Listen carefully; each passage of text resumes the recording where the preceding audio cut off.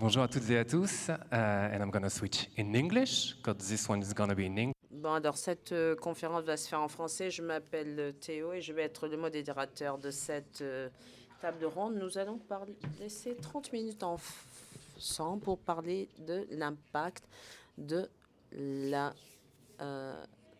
transition dans le secteur touristique. Donc, je suis ravie ici d'accueillir Julie, qui représente ici Bordeaux Tourisme, et Giuseppe Gresi, qui est conseiller pour la mobilité durable de la ville de Valence. Donc, pendant ce temps ensemble, donc, nous allons parler tout d'abord. Donc, je les ai invités parce que le nom de cette conférence est de réduire l'impact du transport dans le secteur du tourisme. Mais est-ce qu'il y a un problème aujourd'hui pour cet impact, pour qu'on ait à devoir le réduire? Alors, aussi, donc vous allez nous parler des mesures qui vont être mises en place dans les différentes villes. Je vais vous laisser démarrer, Julie. On parle de réduire l'impact, mais quel est l'impact du transport dans le tourisme aujourd'hui et quel est l'impact du tourisme au niveau mondial? Puisqu'il s'agit de réduire notre empreinte carbone. Allez, vous avez la question, à vous de répondre. Alors, merci, bonjour à tous. Nous avons peu de données localement sur l'impact du tourisme. La première ville qui a fait des études, donc c'est Valence, et c'est pourquoi nous avons invité Giuseppe ici, puisque nous sommes heureux de partager ce titre de capitale smart européenne. Alors, nous avons quelques chiffres concernant la France, puisqu'il y a eu une étude qui a dû l'impact du tourisme qui a été publié l'année dernière, bien que les chiffres datent de 2018. Mais le résultat est que le tourisme représente 180 millions de tonnes d'équivalent CO2, qui est donc... Et dans ce chiffre, les trois quarts de ce chiffre se rapportent au transport. Alors, donc, il y a aussi des situations très différentes. Lorsqu'on regarde Bordeaux, par exemple, nous avons 50% de nos visiteurs qui viennent en voiture, 30% en voiture et 20% en avion. Par contre, la situation de Valence est tout à fait différente. Nous avons des réalités locales qui sont très différentes. Alors, ce qui est intéressant, ce que vous avez dit, c'est qu'il y a aussi des différences intéressantes entre Bordeaux et Valence. Les touristes ici à Bordeaux vous avez dit 70% d'entre eux viennent de France et seulement 30% qui viennent de l'étranger. Alors, très peu de gens ne savent pas, mais 70% des visiteurs de Bordeaux sont français. Et les 20-30 autres pourcents sont d'origine européenne, Espagne, Royaume-Uni, Germanie, Allemagne, Belgique ou Italie. Et alors, donc, ce qui est intéressant, Giuseppe, c'est que en fait, à Valencia, donc, vous avez seulement 30% de visiteurs espagnols, c'est bien ça? Oui, ok. Bon, donc, On va faire en anglais parce que je parle pas bien français pour expliquer ce qu'on fait. So I'm shifting to the English. alors, donc c'est un immense honneur et plaisir pour moi d'être ici, de partager avec Bordeaux ce titre de capitale smart du tourisme. Il est essentiel pour nos villes de travailler ensemble pour faire tout ce que nous pouvons pour réduire l'impact sur l'environnement, les émissions. Et parce que nous sommes quelque part acteurs de ce changement climatique. Donc, l'expérience est très différente néanmoins entre Bordeaux et Valence parce que, alors qu'à Bordeaux, les personnes viennent 70% en voiture, à Valence, les personnes viennent principalement en avion. Nous avons tellement de touristes qui viennent de l'ensemble de l'Europe et de pays hors Europe. Alors, nous avons des touristes qui viennent d'Allemagne, Pays-Bas, Italie, France, et principalement, lorsqu'ils viennent, ils vont venir en avion. Les touristes espagnols locaux sont au maximum 35%. Donc c'est bien sûr leur expérience. Quand ils viennent, je vais... Ils utilisent, lorsqu'ils visitent notre ville, ils utilisent principalement des autobus, ils visitent à pied et en vélo. Et c'est pourquoi j'ai cette présentation sur le transport en bicyclette.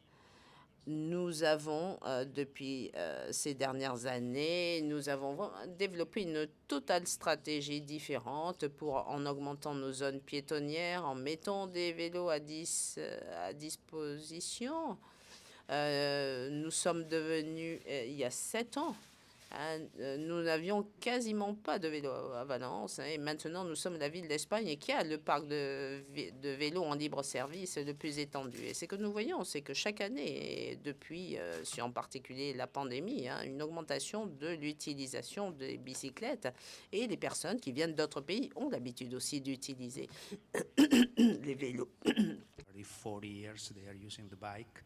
And then when they Personnes des pays d'Europe du Nord utilisent des vélos depuis 30 ou 40 ans. Et donc, pour eux, ils sont en plus dans une ville où la sécurité est garantie, où il est très facile de faire du vélo parce que nous avons une géographie qui est très plate. Mais bien sûr, nous avons des températures plus élevées.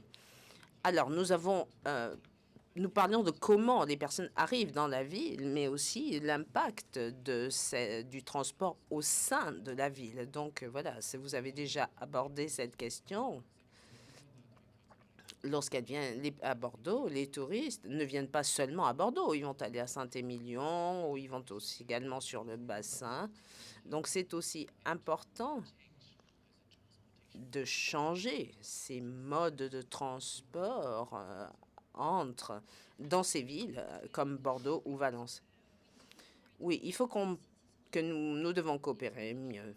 Nous travaillons beaucoup entre Bordeaux et d'autres villes de Gironde parce que nous savons très bien, comme vous l'avez dit, qu'ils vont aller visiter le vignoble, la côte. Et il faut leur proposer des solutions de mobilité qui soient totalement durables. Et donc, il est important de voir comment est-ce que nous connectons les différentes formes de mobilité, comment nous proposons une multimodalité vers ces différentes destinations et comment nous évaluons ensemble où sont les points de blocage.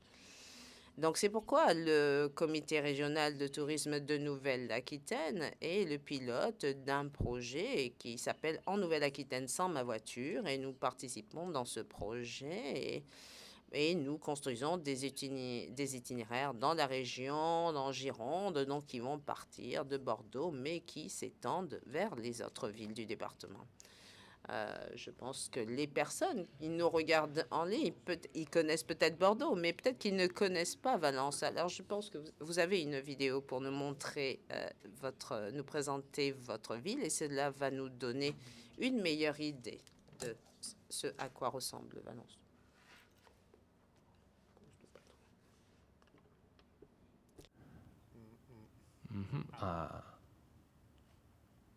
Yeah. Do you have to press play? problem with technology. No. The one before? We have a short video, but I don't know if now it's working. Est-ce qu'en régie, éventuellement, vous pouvez appuyer sur play de votre côté? La régie, s'il peut, ça va? Non. Yes. Okay. Could you comment? Oh, it's gonna be it's going too fast to comment.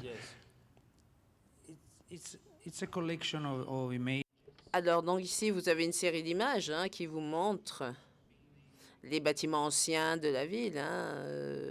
Donc, la ville a été créée il y a plus de 2000 ans. C'est une ville qui est au bord de la mer, donc qui a été construite. Donc ici, les bâtiments les plus récents construits il y a environ 20 ans, et tout aussi autour de la ville, il y a cette lagune qui est protégée. Nous avons beaucoup de parcs et des sites, et bien sûr, agricoles de production très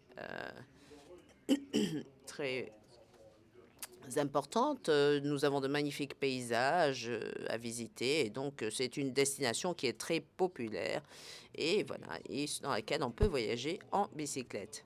Alors sur le site internet donc de Visite Valencia, il y a une partie dans laquelle vous parlez de tourisme durable et vous donnez des conseils aux touristes pour leur permettre de mieux se déplacer. Alors, vous avez ce site, hein, visitevalencia.com, hein, qui vous trouvez une mine d'informations. Vous avez toutes les cartes de la région, de la ville. Vous pouvez acheter un forfait pour visiter la ville. Et sur le coin droit, ici, vous voyez l'une des choses les plus importantes qui s'est produite cette année, c'est que nous allons devenir une capitale verte européenne en 2024. Nous étions à Grenoble il y a un mois et nous avons qui a aussi reçu cette récompense pour qui a souhaité valoriser tout notre travail pour protéger certaines zones, promouvoir la réduction de la consommation d'énergie, moins d'émissions, moins de pollution. Et après 7 ans, hein, cette stratégie donc va recevoir cette récompense deviendra capitale verte européenne en 2024. Donc, et pour donner aux touristes cette toute cette stratégie de visite. Donc, nous avons plus de 25 à 30% des touristes qui viennent et qui louent un vélo, qui visitent la ville en bicyclette. Ici, vous le voyez sur ces chiffres. Donc ça, ce sont les chiffres d'une étude que nous avons faite sur l'âge des utilisateurs de ces bicyclettes. Plus de 30% des personnes qui viennent dans la ville viennent à bicyclette. Et ce n'était pas du tout le cas il y a 7 ans, parce que nous avons vraiment créé un réseau cyclable dans et autour de la ville qui permet aux personnes de visiter la ville de manière en toute sécurité. Nous avons augmenté 55 km de pistes cyclables. Nous avons 187 km dans la ville elle-même. Et dans les villes voisines, nous avons également 34 km de pistes cyclables. Et dans la partie sud, il y a cette lagune qui s'appelle la Albufera, qui est la région où on produit le riz pour la paella. Et on a ajouté, et qui a également aussi reçu une récompense il y a très peu de temps. Donc, c'est vraiment très important pour nous de dire à nos populations qu'il est important de protéger, de promouvoir l'utilisation de ces moyens de transport alternatifs pour réduire l'impact sur nos paysages. Donc ici, vous avez la carte de tous les itinéraires cyclistes, ici en rouge sur cette carte. Donc, nous sommes en train également de travailler, d'améliorer nos routes pour rendre la circulation encore plus facile. Et donc, il y avait déjà un premier projet en 1957 qui... Donc ici, ce parc qui est dans l'ancien lit d'une ville, qui est une partie ici, vous voyez, qui est entre la ville et la Méditerranée.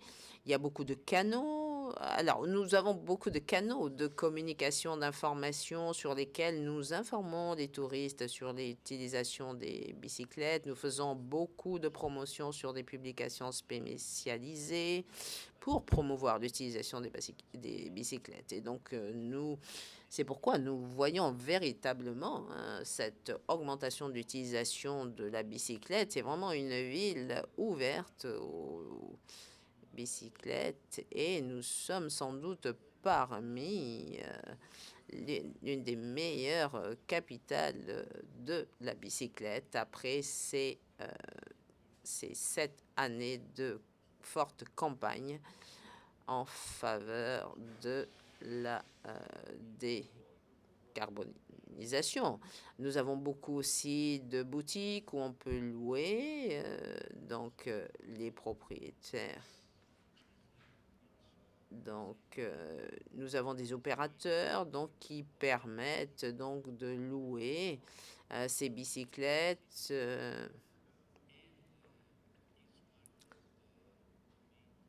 Et la bicyclette est véritablement le principal moyen de transport que nous utilisons dans toutes les campagnes promotionnelles ou lorsque nous faisons les voyages de presse, par exemple, ou les visites d'inspection. Donc, ouais, voilà, hein, entre mai et juin 2020, par exemple ici, il s'agit ici d'une rue dans laquelle, depuis la pandémie, nous avons éliminé le transport des véhicules pour en faire une zone totalement cyclable, puisque nous souhaitons que les personnes marchent de plus en plus dans la ville et les personnes, voilà, permettre aux personnes de voyager à pied, d'utiliser dans cette ville qui a un relief qui est plat, qui est ensoleillé et qui n'est pas difficile physiquement à parcourir.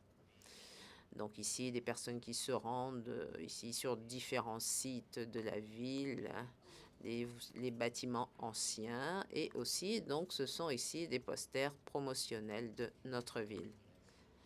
Donc, nous allons tous venir à Valence, hein, et nous serons happy de vous accueillir. Merci beaucoup.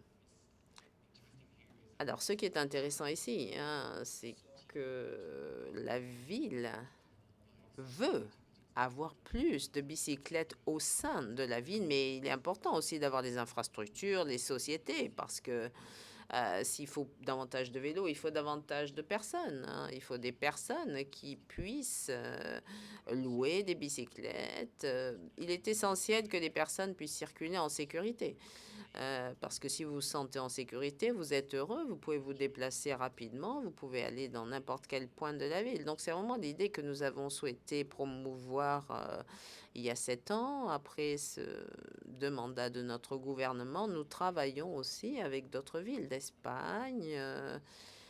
Il y a aussi, donc actuellement, il y a une visite du réseau cyclable espagnol qui est venu voir ce qu'on fait. J'ai vu beaucoup de bicyclettes ici à Bordeaux. C'est vraiment une très belle ville cyclable aussi.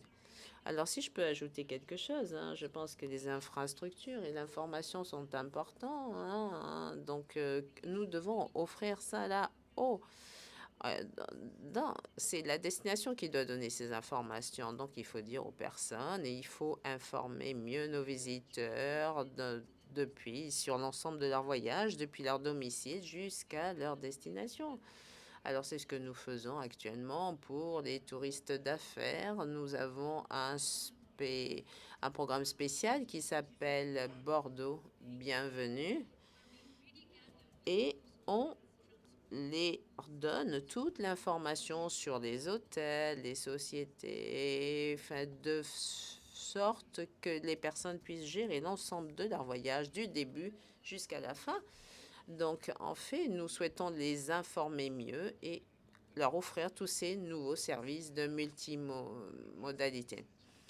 Alors, ce n'est pas uniquement les bicyclettes, hein, mais vous avez dit aussi 75% de l'impact du tourisme repose sur le transport. Donc, je suppose qu'il y a aussi d'autres exemples sur la manière dont ici à Bordeaux, on peut réduire avec d'autres modes de transport. Comment est-ce qu'on peut réduire cet impact? Vous avez dit que la majeure partie des personnes arrivent à Bordeaux en voiture. Comment est-ce qu'on peut faire pour qu'elles ne viennent peut-être plus si nombreuses en voiture? Alors, bien sûr, l'idée est aussi d'essayer de convaincre les personnes de cesser d'utiliser la voiture. Le train est une excellente option. Nous avons un réseau de ferroviaire très développé. Et donc, il faut convaincre les personnes qu'elles peuvent le faire, hein. Alors, bien sûr, non seulement de France, mais aussi depuis l'étranger. Tout dépend à qui vous vous adressez, des personnes de quelle destination. Nous allons vraiment promouvoir nos campagnes de communication vers l'Allemagne parce qu'il va y avoir une nouvelle ligne ferroviaire entre Francfort et Bordeaux. Donc, c'est bien sûr le type de nouveaux clients que nous allons souhaiter attirer sur notre destination. Alors, quand nous avons préparé cette table ronde, mais nous avons dit aussi que ça va être difficile pour certaines personnes qui viennent en avion, bien sûr. Est-ce que Covid a changé beaucoup les comportements? Est-ce qu'il faut communiquer d'une certaine façon vers certains pays touristes qui vivent loin de la France, de l'Espagne ou de l'Europe?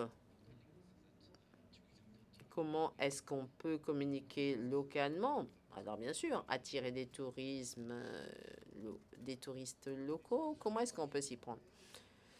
Ce n'est pas très facile parce que c'est vrai que venir dans nos villes, lorsque vous êtes très loin, hein, donc, alors, vous avez donné l'exemple de la ligne de train Francfort-Bordeaux, et c'est très, très bien, mais c'est pourquoi il faut développer le réseau ferroviaire en Europe. Alors, pour certaines personnes, c'est plus confortable de venir en voiture, mais cela fait malgré tout des milliers de kilomètres, hein. Donc, on veut aussi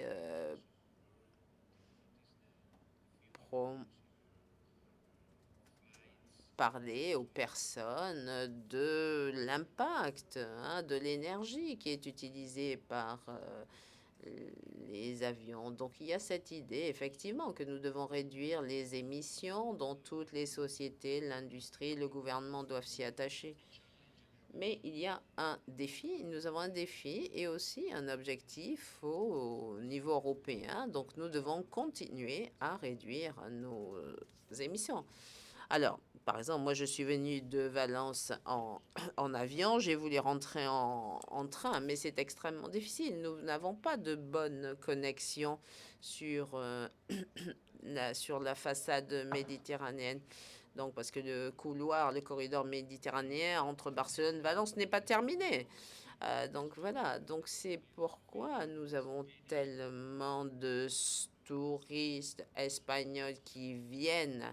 Il y a de très bonnes communications entre Séville, Madrid à Valence, mais au niveau européen, nous n'avons pas encore atteint l'objectif désiré et qui serait très utile.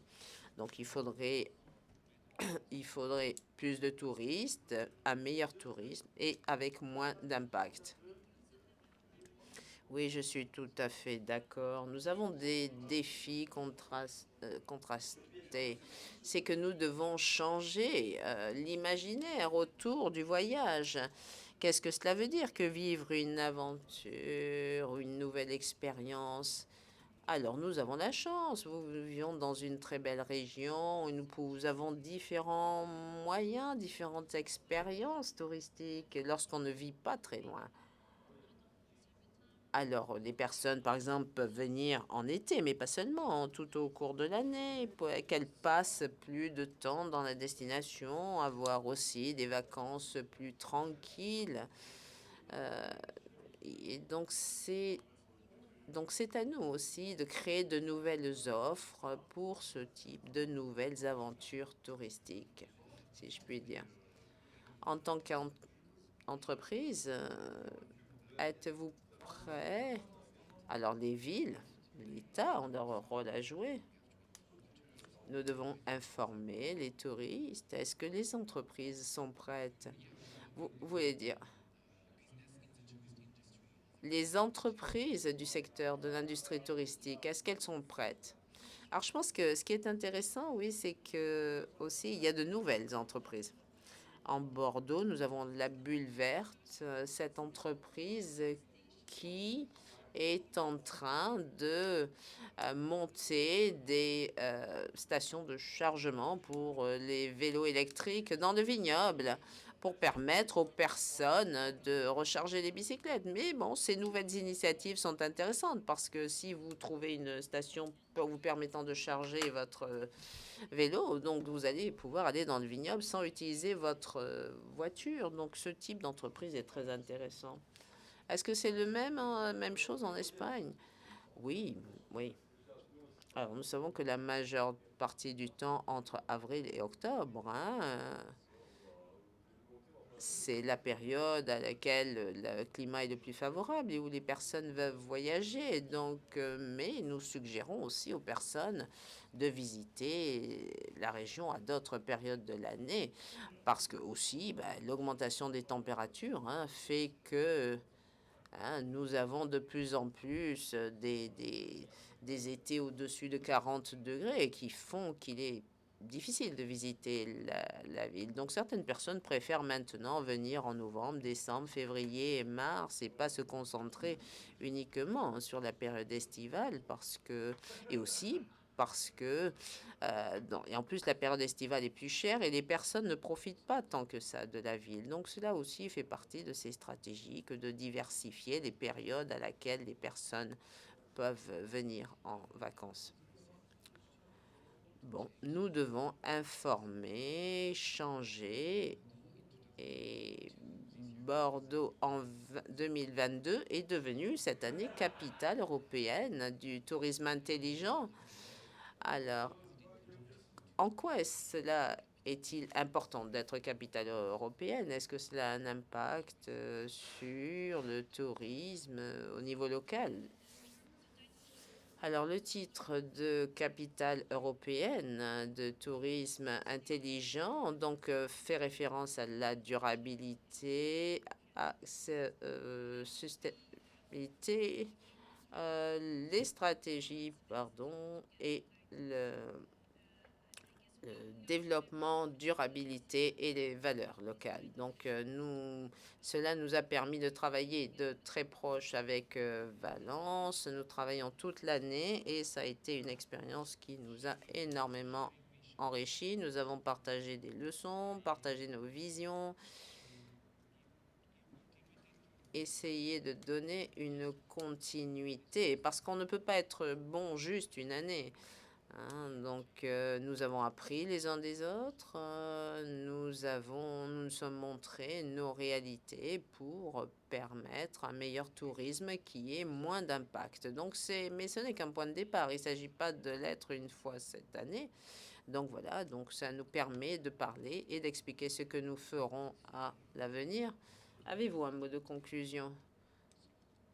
Ok, merci. Ok. Et vous, Julie, nous avons dit que c'est le transport. Transport, donc fait référence à l'arrivée des touristes dans la ville et ce qu'ils vont faire dans la ville. Ah oui, je pense que oui, pour nous, il nous faut une meilleure information, de meilleurs services, améliorer les modalités, travailler sur la durabilité du transport et faire travailler sur cet imaginaire autour du transport. Merci à tous.